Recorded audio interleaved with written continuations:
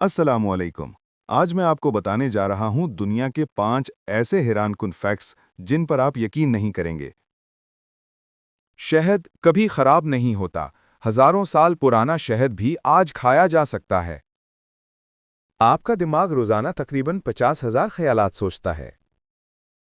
दुनिया का सबसे पुराना दरख्त तकरीबन 5,000 साल पुराना है और अब भी जिंदा है।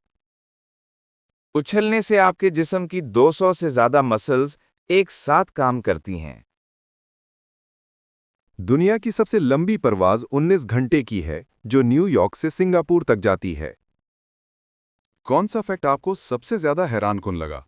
कमेंट्स में लाजमी बताएं और मजीद ऐसे इन्फॉर्मेशन के लिए फॉलो करें।